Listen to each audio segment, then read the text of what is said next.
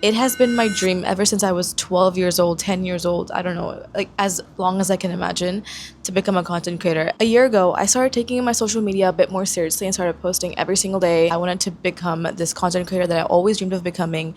And I thought a year of me posting every single day would have got me to that level, but it didn't. I am still not where I want to be as a content creator. And I know for a lot of people out there stuck in the same boat, you're seeing people post every day and you're seeing them get insane results and you're just stuck here feeling like you have nowhere to go. But let's not focus on that. I'm not here to tell you that I'm the small creator who hasn't really reached her goals yet. I'm here to tell you what I've learned throughout this year. This year taught me more than I expected it to. Not in terms of things about learning how to become a better content creator, but just life lessons that I've had to really understand in order to keep myself going through this journey and not give up. These are things I wish I kind of knew before I started and before I got into social media, because I feel like you can get so overwhelmed so easily. It's so easy to compare yourself. I'm sitting here after a year of doing this and still figuring out what I can do, but I'm telling you what I've learned as a small content creator, as a micro creator. This is not an advice video. I am not a creator with 1 million followers telling you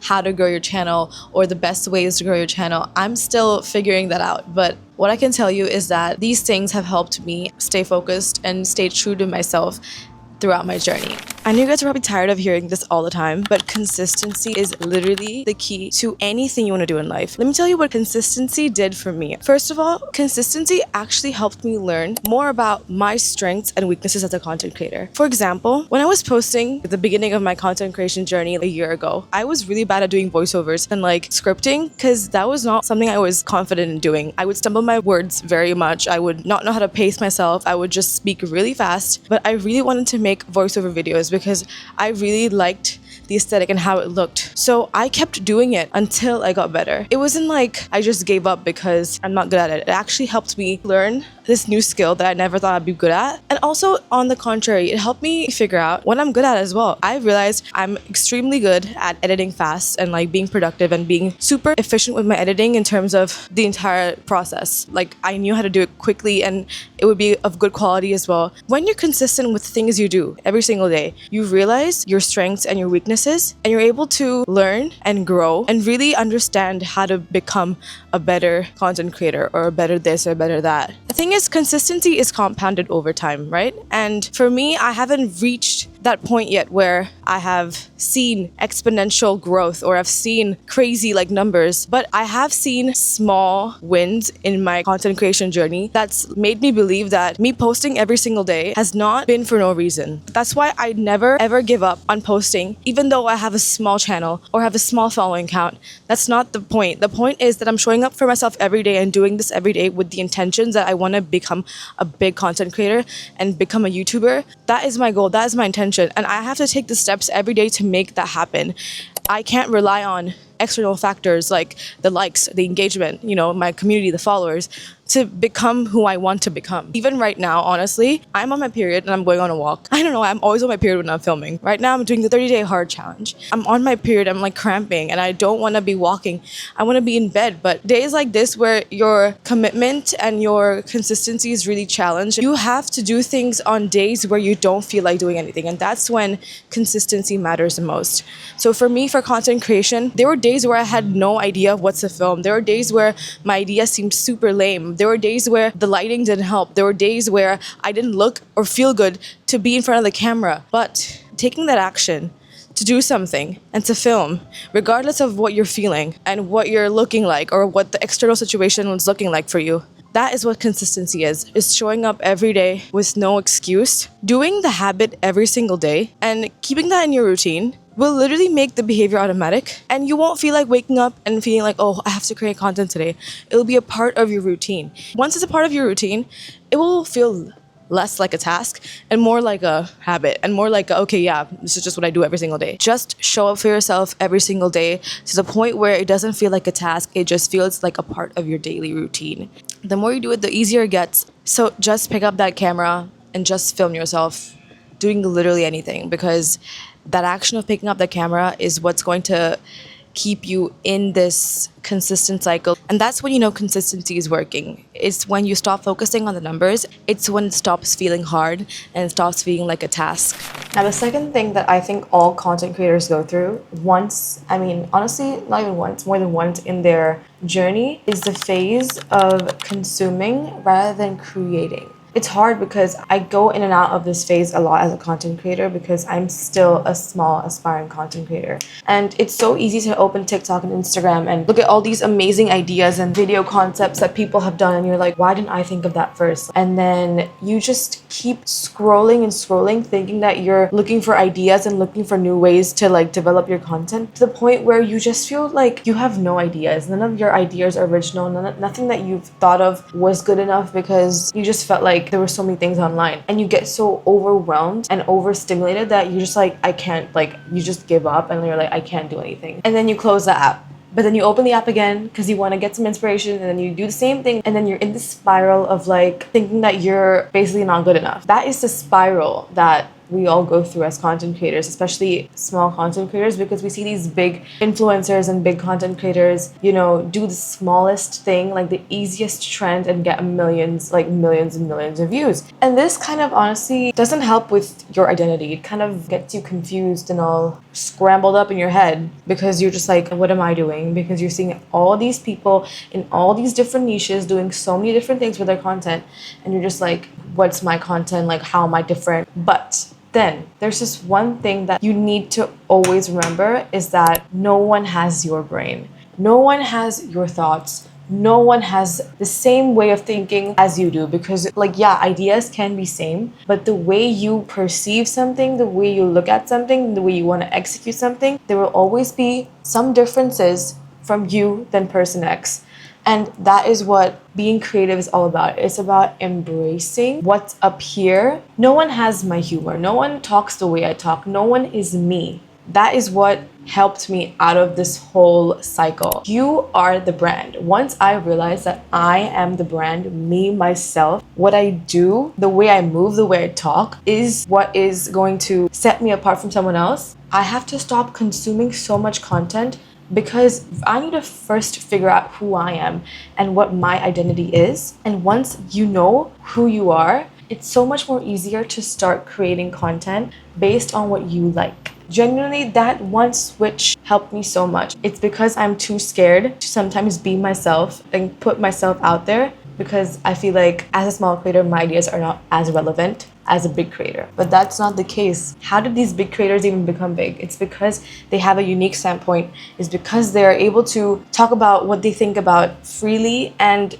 genuinely just be themselves. You will find a community that resonates with you in some way and relates to you, because we're not born to impress everyone. Not everyone's gonna like you, not everyone's gonna follow you. But just being yourself and having your own thoughts and ideas will attract people, like-minded people like you. It's good to get inspiration, but don't get lost in the world of social media, because there are millions of content creators, but there's no one like you. No one's gonna have your personality. Literally, just think of it that way. No one is gonna be you, and people will follow you because they resonate with you, not because you're trying to impress everyone. Just be true to yourself. Stop consuming and just start creating.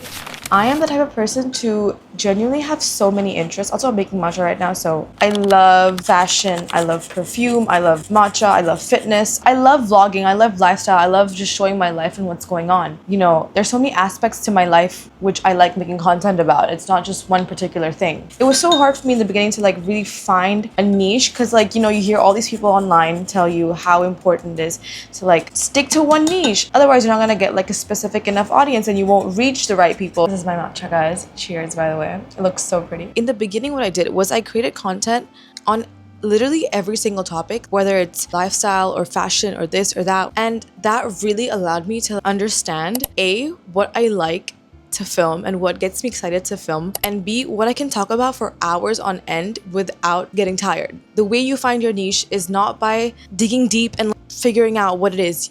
It's what you do every day.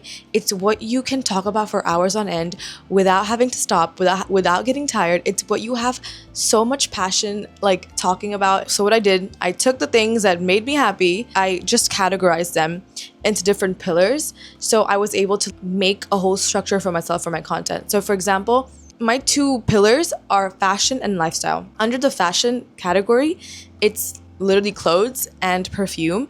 Under the lifestyle category, it's like food, wellness and everything. So that way I get to like really understand my content pillars and like strategically make content that focuses on both these pillars. So for example, for my perfume content pillar, I love smelling good. I love perfume. So whenever I think about perfume, it's so easy for me to think of content ideas because I genuinely love talking about perfume. I have so many things to say about it. For example, my scent of the day series on Instagram, what I wear to dinner, how to smell good, layering combos, best vanilla scents, best musky scents, best office scents, how to make your perfume last 10 plus hours, rating my mom's perfume closet, rating my dad's perfume closet. Don't stress too much about picking one niche. You guys, you can have more than one niche.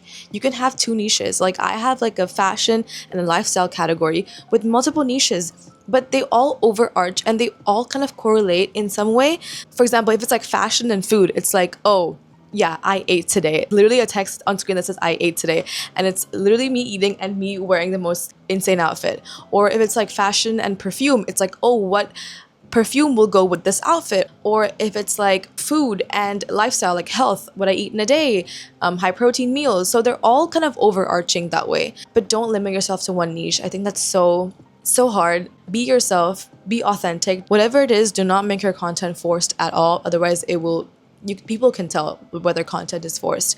Just genuinely enjoy what you're talking about, be passionate about it, and people will enjoy hearing you and your opinion. It's really annoying when people blow up overnight and you're just like, but you didn't really do all these things. You didn't have a good hook. It wasn't anything fancy. It was just like a simple video that got you like thousands of followers. How? Like I'm pouring my heart out. I'm putting all this effort in and I'm still not where I want to be. It's kind of like a little ouch to your ego. And that mindset is what I had to get rid of. Learning how to keep the faith even when things aren't going your way. That's something I've had to really understand and accept because I am still at 1,200 followers on Instagram, despite me posting every single day for a year. Yeah, I've had like a couple of successful videos with like, good engagement, good views like that have gone viral. It's crazy because I spent a good amount of time editing this one video that I thought was super good. I really put my heart out into it because it was an original idea. I filmed it and then the editing was super fun. I was super engaged and I was like really proud of this one piece of video and it didn't do well. Sometimes you've got to learn how to fall. You've got to learn how to accept things for the way they are because, everything has its own timeline and showing up for yourself daily is what is going to ultimately bring that success and help me become the content creator that I want to become. All I had to do was to be true to myself, show up for myself, and keep the faith that this is going to work out because I know what I'm doing is genuinely from the heart. It's because it's my passion. I enjoy doing it. So I shouldn't let these numbers and, my followers take away that joy and passion of me trying to be a content creator, okay? This is what I've been wanting to do since I was a child. If you're an aspiring content creator and you're not seeing the results you want and you're not understanding why things aren't hitting for you, it's because your journey of being a content creator is different to everyone else's. We're all in our own timelines and one day out of nowhere it will land. And I know for me it hasn't landed yet, but I just know that it will land one day. Maybe you've not reached the right audience or maybe there's something that you need to learn more in order to become a bigger content creator. So there's always hidden meanings, always like small things that we can't see now that will always be like in hindsight. But small creator to small creator, if you're watching this, just forget about the numbers, forget about the engagement, forget about the likes. Just know that this is what makes you happy and keep posting, keep the faith, keep going because one day it will happen. Thank you guys so much for watching and I really hope you guys enjoyed this because sometimes I feel like we all just need a little bit of a reminder to keep going and to follow our dreams. And even though things don't seem like they're working out yet, it's really important to just keep going and just be consistent with yourself and show up for yourself every single day. I hope you guys liked this video and if you did, please like and subscribe and I'll see you guys in the next video. Bye guys.